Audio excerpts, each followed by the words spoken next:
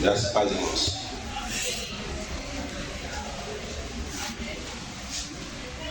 Para encorajar os irmãos, eu vou trazer aqui os salmos, tá bom? Eu também, assim como alguns de nós, não tinha nada para trazer, não. Mas a gente tem nas mãos um livro poderoso, que nos alimenta e nos sustenta em todos os momentos. Amém?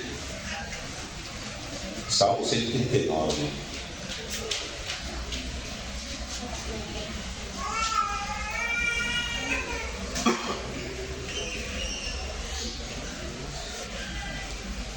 Senhor, tu me sondastes e me conheces.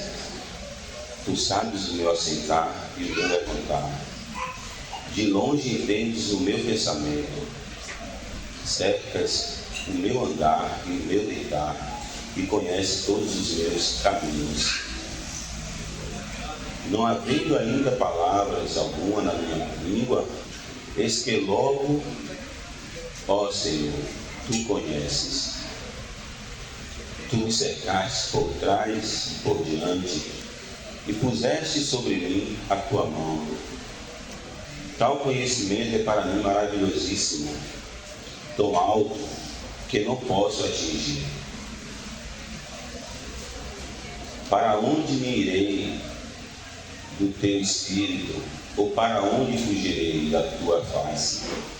Se subir ao céu, lá tu estás. Se fizer no inferno a minha cama, eis que tu ali estás também. Se tomar as asas de volta, se tomar as asas da alma, se habitar nas extremidades do mar, até ali a tua mão me guiará e a tua destra me sustentará. Se disser de certo que as trevas me cobrirão, então a noite será luz à ronda de mim. Nem ainda as trevas me encobrem de ti, mas a noite resplandece como o dia. As trevas, a luz, são para ti a mesma coisa. Pois puseste as minhas entranhas, cobriste-me no ventre da minha mãe. Eu queria chamar a atenção para esse ponto, que eu vou falar algo em relação a isso. Amém? Tem algumas interpretações aí que falam, ainda que eu era informe, ou ainda que meus ossos estavam sendo criados. Pois puseste as minhas entranhas, cobriste-me no ventre da minha mãe. Eu te louvarei porque de um modo assombroso e tão maravilhoso fui feito. Foi feito, maravilhas são as tuas obras. E minha alma o sabe muito bem. Os meus ossos não te foram encobertos, quando no oculto fui feito e entretecido nas profundezas da terra. A atenção que eu queria chamar de nós em relação a esse ponto aqui, do 13 ao 16. Os teus olhos viram o meu corpo, ainda informe, e no teu livro todas essas coisas foram escritas, as quais em continuação foram formadas, quando nem ainda uma delas havia. Infelizmente, o inimigo está arquitetando a liberação geral do aborto no Brasil, onde, por lei, era tratado como crime. Hoje, os homens querem, de fato, liberar. Para alguns, há um entendimento que, no caso de uma relação não concedida, um estupro, um abuso, é permissível. Mas para nós que conhecemos a verdade, mesmo tal brutalidade, ainda é um crime o aborto.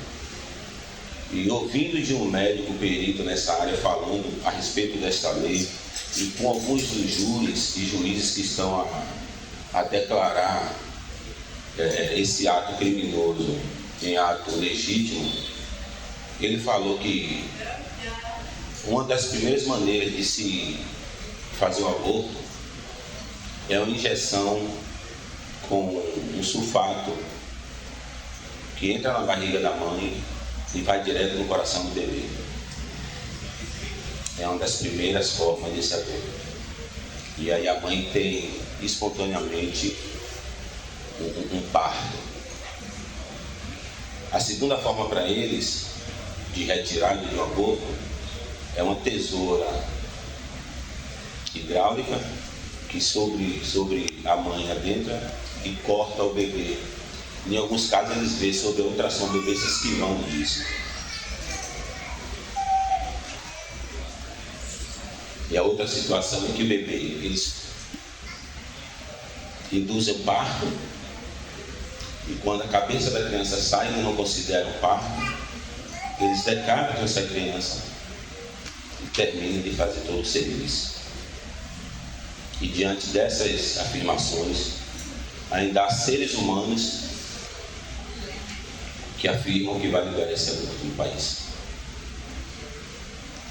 Possamos estar orando, irmãos.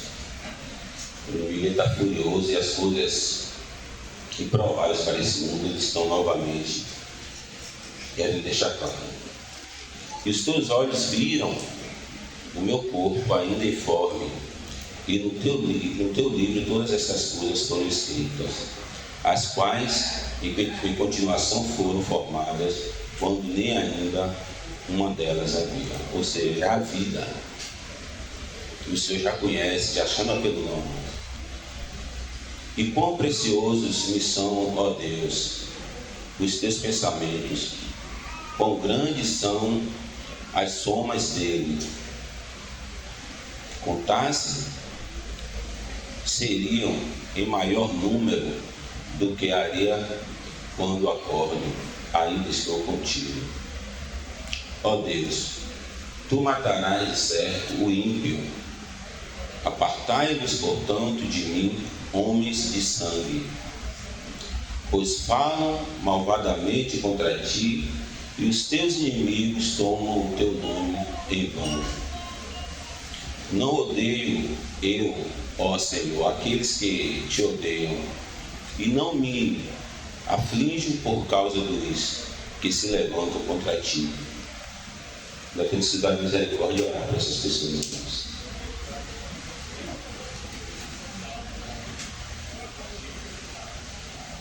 Odeios com ódio perfeito temos por inimigos.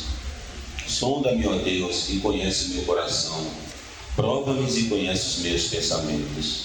E vê se há em mim algum caminho mau, e guia-me pelo caminho eterno.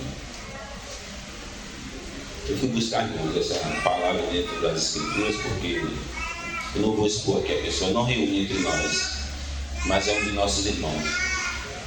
Eu acompanhando, a pessoa chegou a dizer que era a favor de um ato desse, no caso de uma relação não concedida, que é o estupro. E muitas vezes a gente tem que se calar e orar, porque a gente não pode entrar em um debate público aberto diante dessas circunstâncias. Mas o real motivo de eu trazer aqui, irmãos, a igreja, esse salmo e esse fato é para que estivéssemos orando, intercedendo, para que o Senhor abra o entendimento, para que o Senhor repreenda. Sabemos que esse mundo jaz no maligno e que as coisas que estão por vir é para a manifestação da glória do Senhor, preparando o caminho para a vida do Senhor. O Senhor diz para nós não nos espantarmos o que virá antes da vida do Senhor, que isso ainda não é o fim, mas sim o início das dores. Possamos estar com nossos olhos abertos, os corações quebrantados, os pensamentos cingidos no Senhor, e que as nossas ações não nos conduza a ser um com o mundo, mas que as nossas ações demonstrem para eles que somos a essência de Deus nesse mundo. Como diz, né?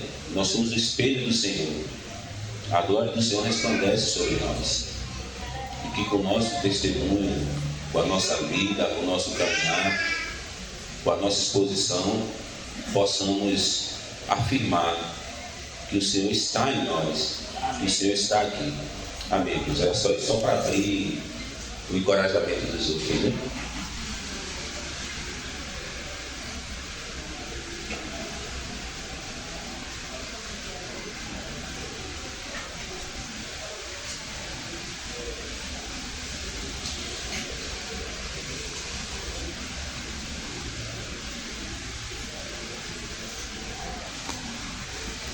Paz do Senhor, irmãos. É incrível que à noite na vigília o Senhor trouxe algo no meu coração relacionado ao que Gessé compartilhou. E antes de começar a vigília, né? Nós já estávamos reunidos em torno do Senhor. E uma irmã trouxe uma experiência que ela teve, né, de perda. E o Senhor imprimiu no coração dela que Ele é quem dá o fôlego de vida. Em Gênesis 2:7, ele diz assim: E formou o Senhor Deus o homem do pó da terra, e soprou em suas narinas o fôlego da vida, e o homem foi feito alma vivente. E em Zacarias 12, ele diz, 12:1, o peso da palavra do Senhor sobre Israel, fala o Senhor, o que estende o céu, o que funda a terra, e que forma o espírito do homem dentro dele. Então, mediante a que o mundo tem pregado contra a vida, o nosso Deus é o Deus da vida. É Ele quem sopra esse fôlego de vida em nós, que vem dele mesmo, né? Ele criou o mundo para louvor e glória dele. Todas as coisas foram criadas. A natureza proclama a glória de Deus. E nós fomos feitos para isso, né? Para louvar o Senhor. E que nós possamos profetizar a vida, né? Continuarmos orando, nos posicionando como igreja, né? Profetizando a vida. E que Ele é poderoso para gerar vida em cada um de nós.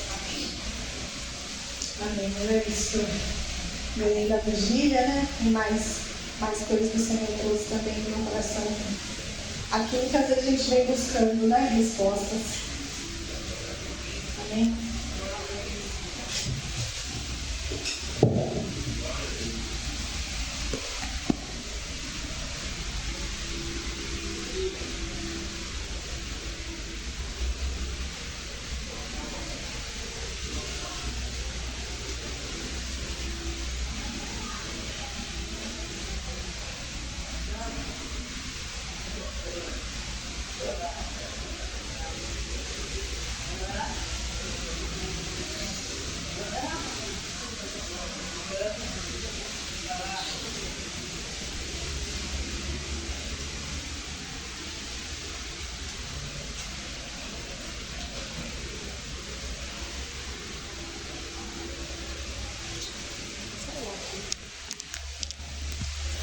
Paz, irmãos, paz, irmãs.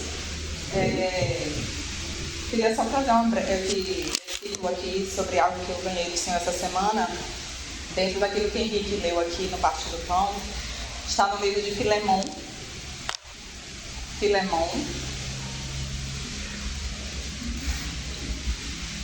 Depois de Tito, antes de Hebreus, esse aí, bem fininho aí. Esse capítulo único que está aí.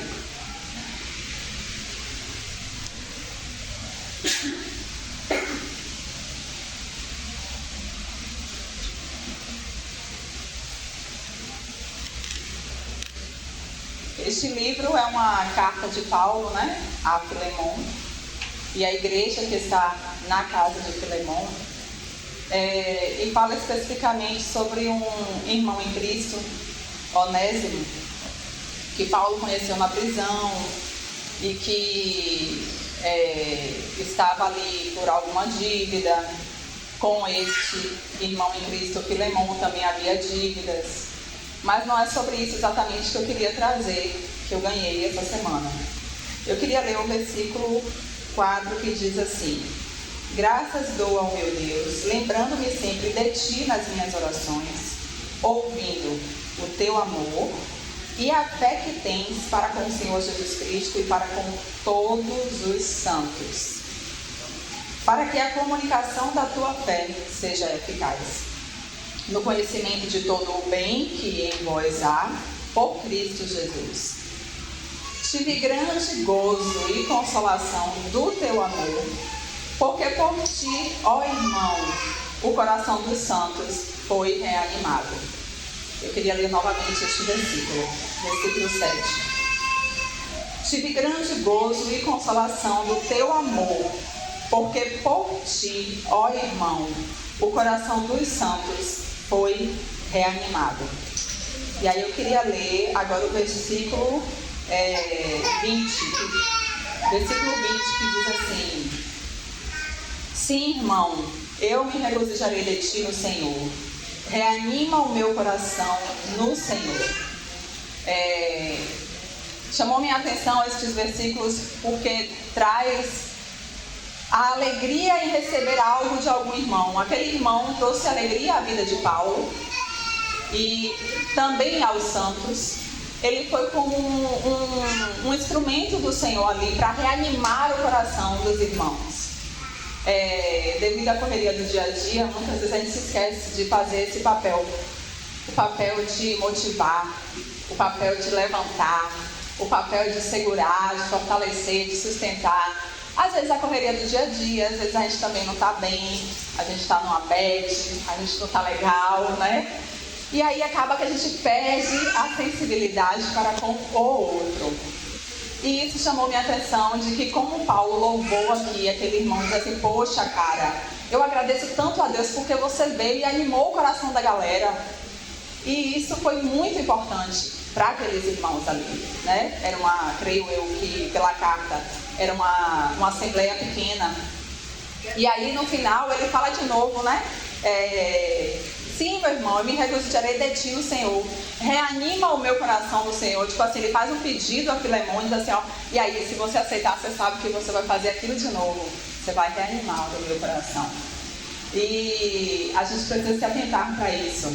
Às vezes a gente não está legal para fazer isso, mas os outros podem se atentar para fazer isso conosco. Precisamos reanimar os nossos corações, porque os tempos são difíceis, há densas trevas, e a gente reanimar o outro, ser reanimado, vai nos ajudar a perseverar no caminho que o Senhor nos chamou. E ontem essa semana nós estávamos compartilhando o devocional de Lucas, né? Como que a nossa grande alegria é de fato ter os nossos nomes escritos no livro dos céus, né? E que muitas vezes a gente pega a nossa alegria e coloca em circunstâncias, e aí essa circunstância muda e a nossa alegria se vai. E quando nós temos a nossa alegria no Senhor e de que somos pertencentes a Ele, seres celestiais, seres eternos, né? Essa alegria ela é imutável. Então, quando nós estivermos de uma forma não muito agradável, você chegar para um irmão e falar assim, cara, isso é um ser celestial, velho. Tá tudo já feito, tá tudo consumado. E é isso aí, nada vai mudar essa realidade na sua vida. E aquilo já muda, sabe? Aquilo já fica assim, a gente ficou no devocional e a gente gritando e pulando, dizendo, diga aí agora, qual é o motivo da sua alegria? E todo mundo gritando, devocional e tal. E aquilo perdurou até o dia seguinte, a gente alegre naquela palavra, tudo, e a gente precisa exercer isso. É muito fácil a gente apontar, ajudar e trazer palavras de tristeza, porque a nossa natureza caída faz a gente ter mais facilidade para com isso. Entretanto, nós temos graça do Espírito Santo para fazermos ao outro lado, a outra parte. Então, foi isso que eu ganhei do Senhor e queria trazer aqui para os irmãos.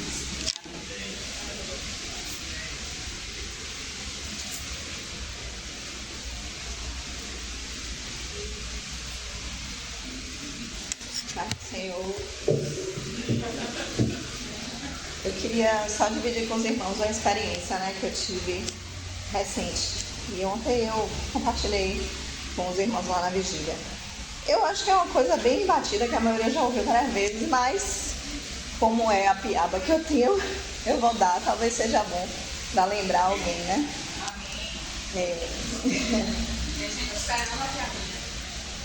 O Senhor, às vezes a gente está passando por lutas, né?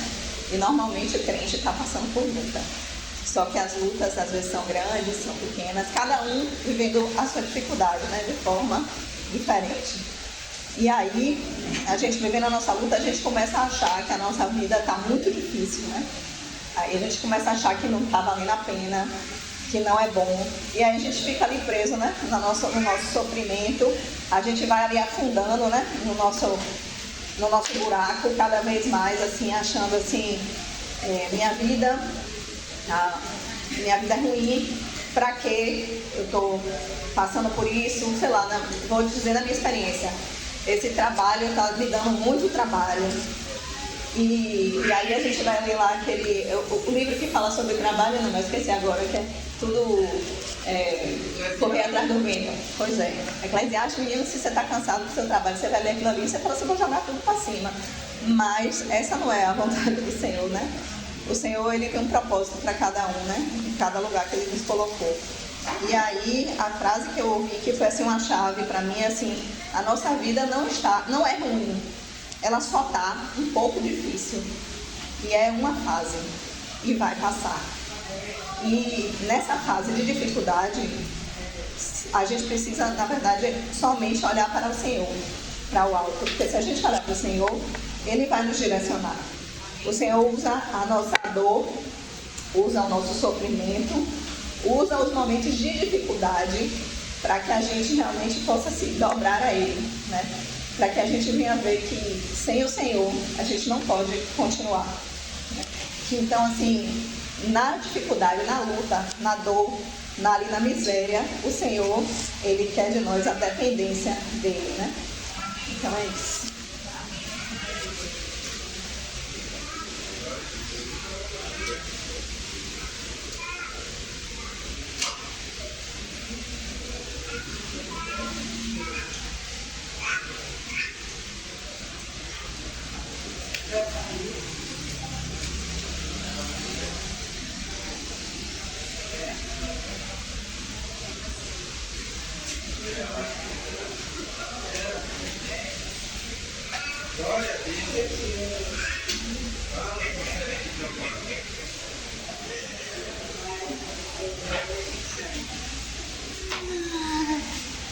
Paz, irmãos. Amém. Amém. Salve a igreja em Cristo Jesus com a paz do Senhor. Obrigado, cooperadora fiel. Essa é a alegria, né? Que o Senhor quer contemplar nos nossos corações, porque estávamos mortos.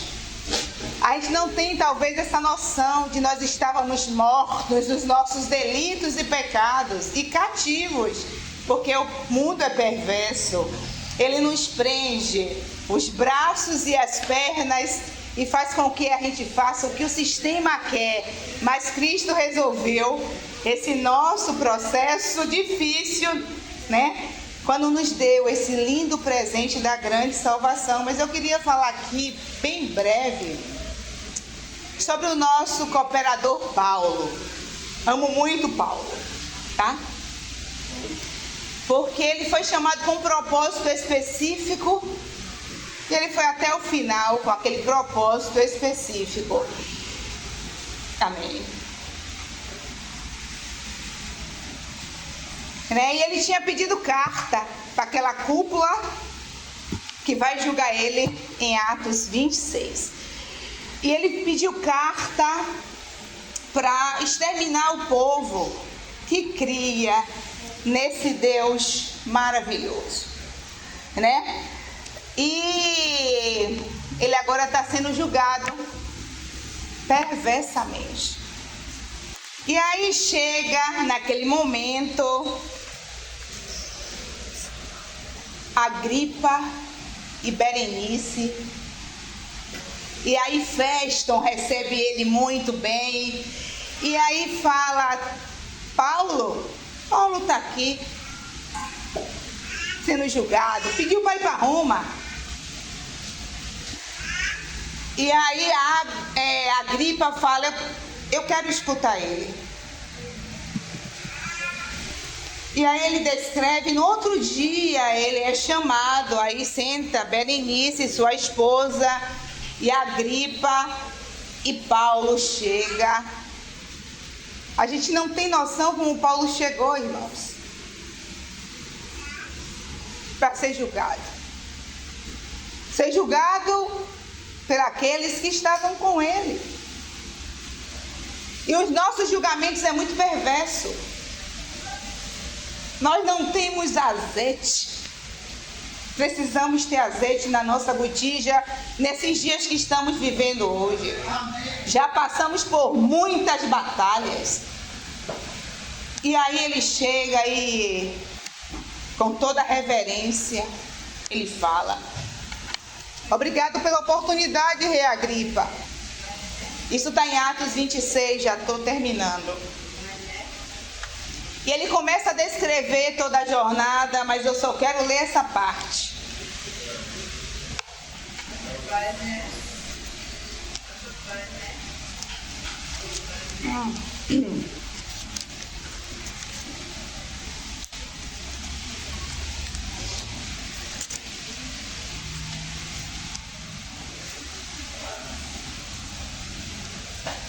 Eu gostaria de ler na palavra, né? Os irmãos podem, né, debruçar nesses momentos aí. E eu só quero ler essa parte. Depois que ele descreve quando ele cai e Jesus fala com ele, ele com muito temor e tremor fala: Rei Agripa, eu não fui desobediente à visão celestial. Que coisa linda, irmão. Vocês sabem o que é isso? Essa visão precisa impactar o nosso coração.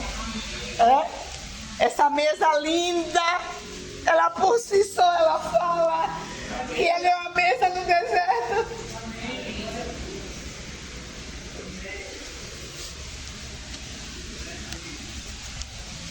Ele não foi desobediente, irmãos, ao corpo de Cristo. Essa visão celestial é essa que nós estamos hoje, irmãos, vivendo. Nós somos juntas e ligamentos. Quando um membro sofre, todos sofrem. Então foi essa visão que ele viu, certo? Não fui desobediente, Rei Agripa, a visão celestial, né? Então ele viu, ele contemplou aquela visão maravilhosa. E ele seguiu a trajetória dele. Antes de chegar em Roma, o que é que acontece? Ele fica 2 anos, ele chega em Roma, fica 2 anos, né? Aluga uma casa, não tem ninguém para julgar ele. Porque ele foi para ser julgado em Roma, mas não tinha ninguém para julgar ele lá. Ele fica 2 anos ainda, e aí continua falando sobre esse amor incondicional. Amo vocês, irmãos. Sou muito grata. Sei que vocês são os irmãos que têm caminhado nessa jornada. É muita luta, nós sabemos. Mas não desista. Os dias são maus. Naquele dia nós vamos cantar na presença do Senhor.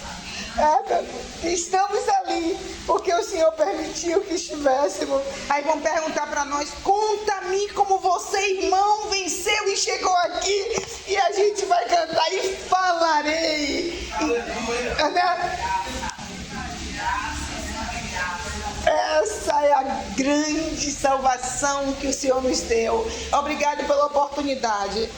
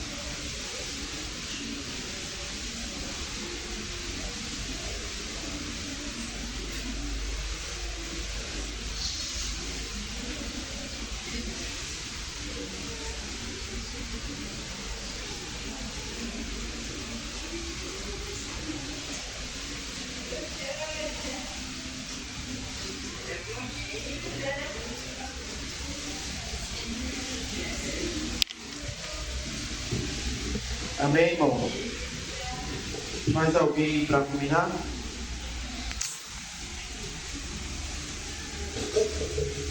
Amém.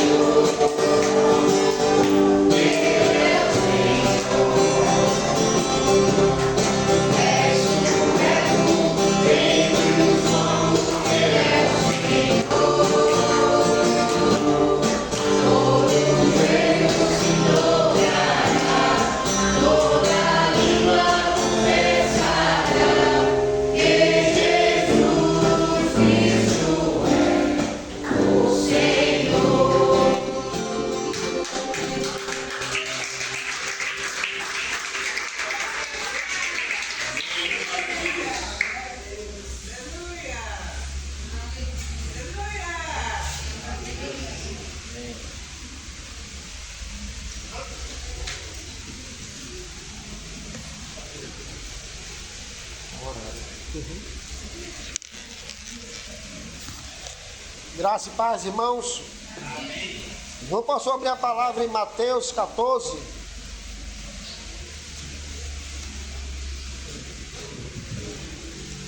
Amém.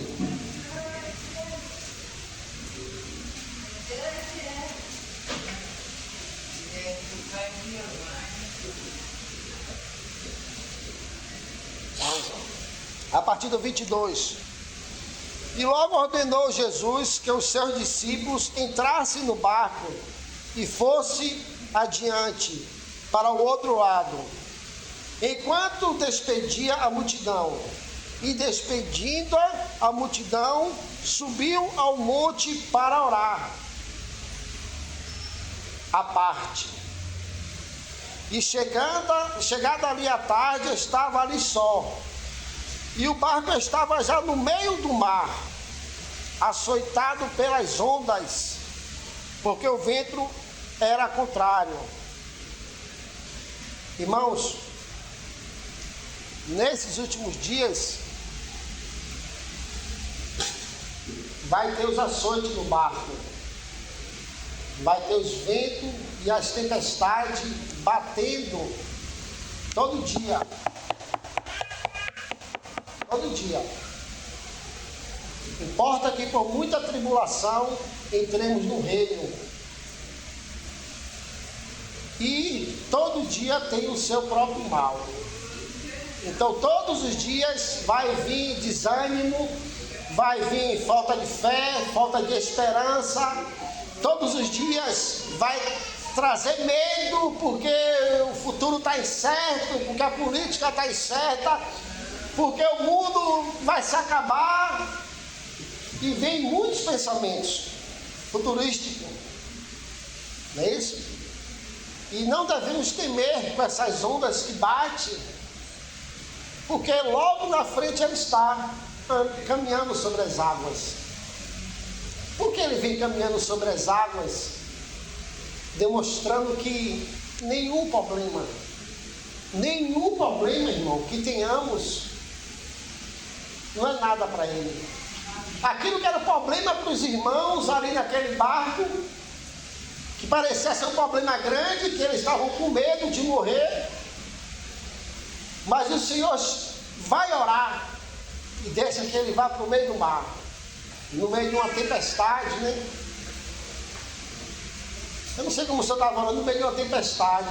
Eu não sei do que o Senhor queria fazer, mas Ele fez. Enquanto eles estavam lá desesperados, o que vamos ter para pagar para o mês? O que vamos fazer para poder pagar o colégio, a luz, a água? E vem muitos problemas batendo em nossas portas todo dia. Todos os dias. É o nosso filho, a nossa filha. É a circunstância, é a nossa fraqueza. Muitas das vezes acordamos cheios do Espírito Santo, muitas das vezes acordamos lá para baixo, muitas das vezes ficamos na cama o dia todo porque não conseguimos levantar para orar, porque não conseguimos buscar a face do Senhor, e ao mesmo tempo que não conseguimos, o Espírito Santo está clamando dentro de nós. E quando nós sabemos o que é para fazer e não fazemos, isso nos traz depressividade. Porque a gente sabe o que deve fazer e não faz.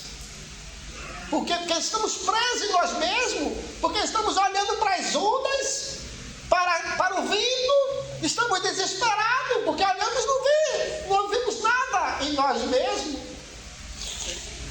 Ô irmão, olhando para Cristo, com os olhos fitos em Cristo, não devemos olhar para nós mesmos, nem buscar em nós mesmos, porque vai haver uma introspecção, e isso vai ali paralisar, mas devemos olhar para Ele, o autor e consumador. Então não importa a tempestade que você esteja passando, Ele está vindo. Porque Ele já estava, está, e Ele está vindo agora sobre as águas. E Ele está querendo dizer o que com isso? Olha, isso que vocês estão passando não é nada, porque eu estou aqui. Mas se és o Senhor, se és tu, manda que eu ande sobre as águas e bater contigo. E Ele olha para aquela toda a circunstância e diz: vem Alain. Vem Jessé, vem Rainha, vem Sofia, vem irmão Paulo, caminhando sobre as águas, ponha um pé, não olhe para a circunstância, olhe para mim, não olhe para os problemas, olhe para mim, porque eu sou o dono do ouro e da prata, e todas as coisas vão perto na palma das minhas mãos. Agindo Deus, quem impedirá, irmãos? Agindo Deus, quem impedirá? Então, em meia circunstância desta vida, a tribulação, irmãos, estamos com os olhos fitos nele, e Ele quer ver nós andarmos sobre as águas, porque aí estaremos só olhando para Ele e esquecendo de tudo. Porque Ele é aquele que nos coloca dentro de um quartel, Filipenses 4:7, dentro de um quartel general de exército. Essa é a paz dele, é uma paz armada que lhe protege. Ele está com os anjos ao redor, com a espada em fogo, e você dentro do cercado. Essa é a paz que excede todo o entendimento. E Ele diz: vem e anda sobre as águas. E ali o apóstolo coloca o pé. Imagina, irmão, ele coloca o pé, não afunda, ele coloca o outro e vai olhando para o Senhor e caminhando. Aqueles problemas já não eram mais nada. Todas aquelas dificuldades já não eram mais nada, irmãos. Por quê? Porque ele tirou o olho de si mesmo e passou a olhar para Cristo. Ele tirou o olho das circunstâncias, dos boletos, das dívidas. E agora ele começa a olhar para Cristo. E a Bíblia diz assim: buscai primeiramente o seu reino e a sua justiça, e as demais coisas vos acrescentará. Vinde a mim, todos vós que estáis cansados e sobrecarregados, e eu vos aliviarei. Lançai sobre mim, lance sobre mim os vossos fardos, os vossos problemas. Lançai sobre mim, porque eu quero carregar os vossos fardos. Eu quero carregar, pegar o seu fardo e colocar nas minhas costas, diz o Senhor. Ó, irmãos, Ele está de braços abertos. Venha, vinde, se lance, ande sobre as águas, vai ter com o núcleo, eu vou te trasladar. Ele quer nos levar ao sobrenatural, para que a gente não fique olhando o natural como o tudo dessa vida. Não, olhamos para Ele, o autor e consumador de nossa fé. Amém, irmãos.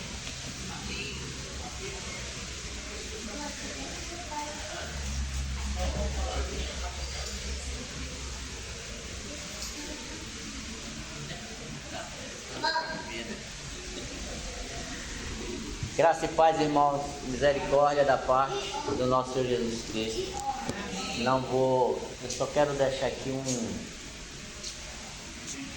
um tempero, né? E graças a Deus, o que o Senhor imprimiu no coração da nossa irmã, com relação a esse livro, né? Esse livrozinho de Filemão, né? Nós estávamos logo mais cedo falando justamente de perdão e nos perdoando uns aos outros em Cristo. E chegando aqui, eu até brincando com o Henrique, eu digo: Henrique, você me botou numa saia justa, porque a gente ia ministrar aqui no Partido do Pão outro assunto. E aí o Senhor traz o perdão. O Senhor traz o perdão. E aí, o que é que acontece? O Senhor traz através da nossa irmã, falando de quem? De Onésimo. Onésimo foi condenado pela lei, porque ele roubou Filemão. Ele foi condenado, mas foi salvo pela graça. Só queria deixar esse temperozinho, porque eu já vi um tempo bom lendo esse livro. Essa carta é riquíssima. Aqui fala de amizade, e como temos que estar. Quanto nós nos deparamos, porque ele roubou Filemão, e a lei era para quê? Para matar. Mas aí ele encontra quem? Ele encontra Paulo. E eu não vou estar aqui, porque vocês precisam se aprofundar, porque é riquíssima essa carta. Aí encontra. Então, como ele tinha sido condenado, como todos nós somos condenados, estávamos mortos nos nossos delitos e pecados. E aí o Senhor, por graça e misericórdia, né, nos dá essa condição de hoje poder estar aqui, né? Então, é só esse encorajamento, certo? Ele foi condenado pela lei, mas foi salvo pela graça. Foi o que aconteceu conosco. Amém.